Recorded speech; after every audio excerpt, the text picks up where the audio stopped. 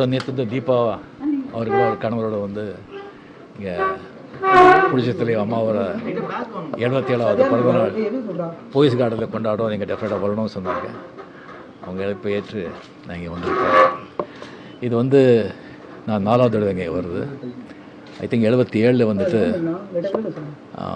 அவங்க இங்கே பார்க்குறதுக்கு தான் இங்கே வந்திருந்தேன். அவங்க ரெண்டு பேரும் அவங்க சேர்ந்து ஆக்ட் பண்ணதா ஒரு ப்ரப்போசல் இருந்தது.